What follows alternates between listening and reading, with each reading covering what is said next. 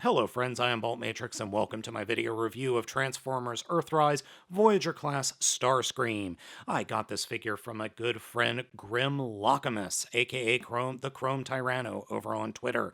Customizer extraordinaire.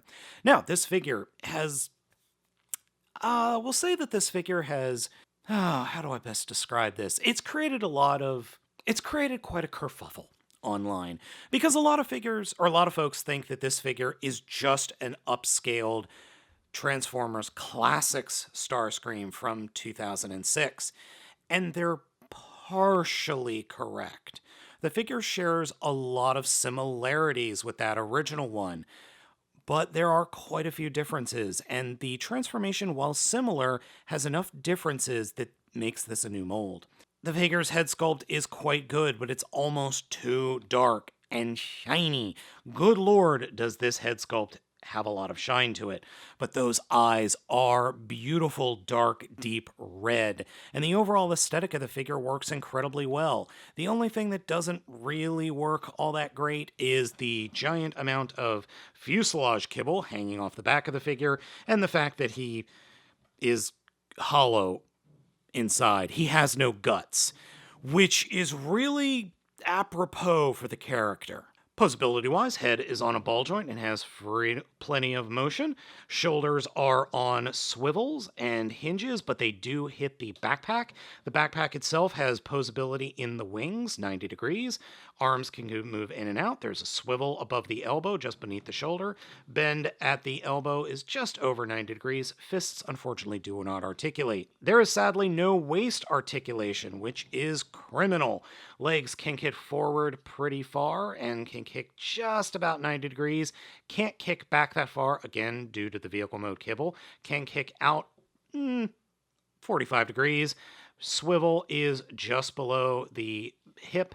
Bend at the knee is 90 degrees, and there is ankle articulation, though it is limited again due to this little piece of plastic here.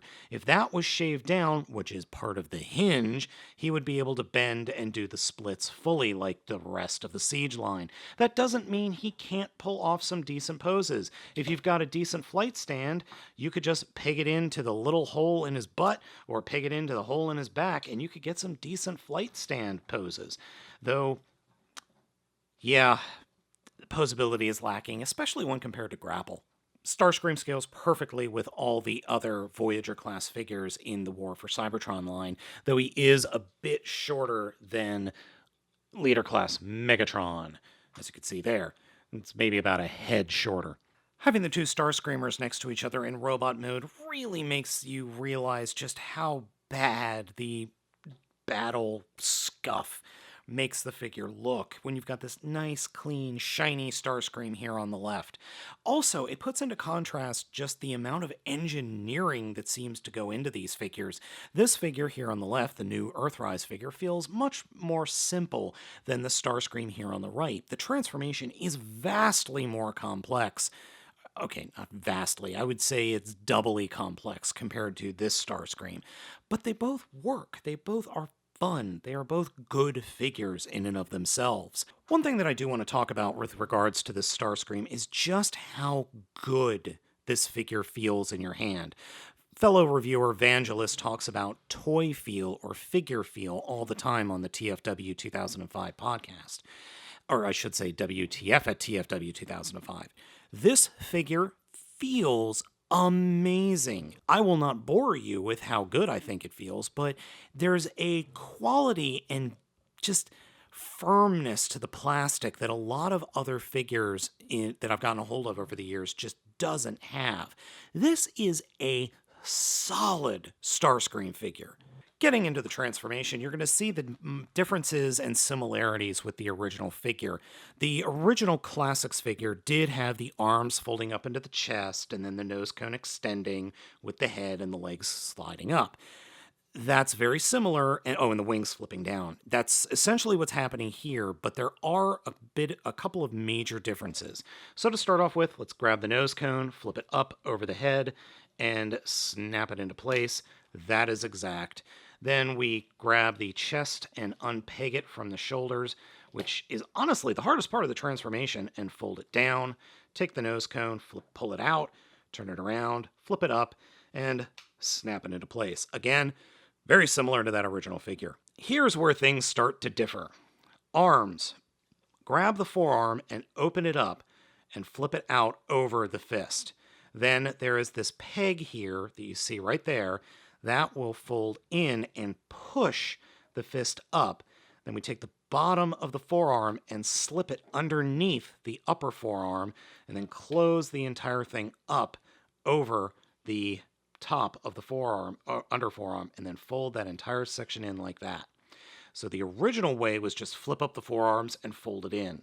That's not the way we're doing it. Obviously, it's significantly different and really kind of ingenious.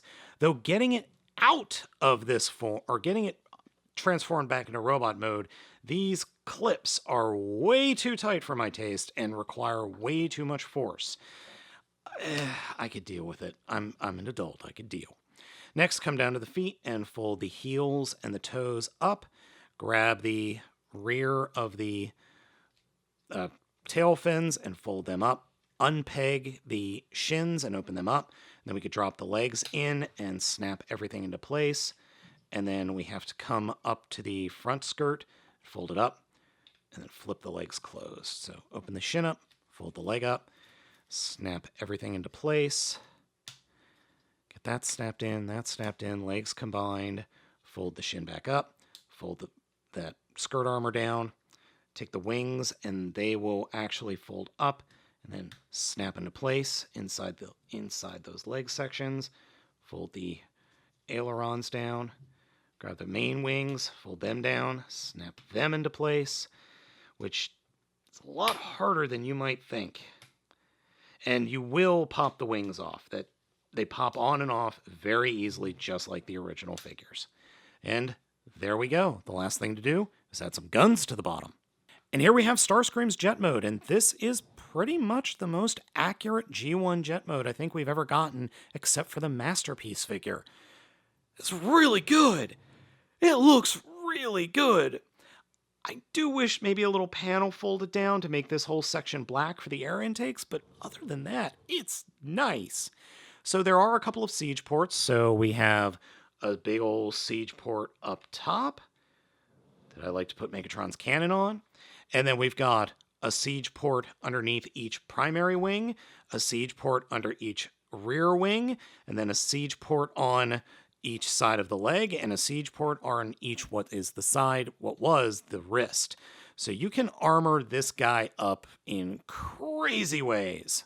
Now, if you're thinking about putting this guy on a little flight stand, one cool bit is they molded in a peg right here into the front skirt, which on mine has a tendency to pop off, that you could peg the flight stand into. Very, very cool. The only real complaint I have is that the siege ports are too close together, so I can't peg in all the siege guns that I want to in the same area. He just doesn't work all that well. Having this new Starscream next to Siege Starscream, you realize just how much engineering and craziness goes into the design of these figures, and you also realize, good Lord, Hasbro, release clean versions of these damn things. Look at this. It feels wrong, and then you get a hold of this figure, and it just feels so much better. These original Siege Tetrajet figures would be so much better if they were clean. Overall, Earthrise Starscream is great. It is a solid, awesome new Starscream figure that just feels incredibly good, is satisfying to transform, and works incredibly well in both modes. I love this figure, and yes, I have been tricked into buying all the Seekers again. If they come out with a Skywarp and a Thundercracker, I'm definitely going to end up buying them. But this really begs the question, are we going to get the cone heads? So what I want to see is another 3-pack release, maybe a Target exclusive, that is this mold with the 3 cone heads. I have a feeling that's what they're going to do. So, be sure to be subscribed to my channel to see that review if that ever comes to pass. Thank you so much for watching. Be sure to hit those like and subscribe buttons, and please be sure to follow the link down in the description to my Patreon. Your monthly financial contribution is going to enable me to keep making these video reviews for you. Also, down in the description is a link to the pre-order page at Big Bad Toy Store. Please consider purchasing this figure from them as well. Thank you so much for watching. I've been Baltmatrix, and I will catch you next time.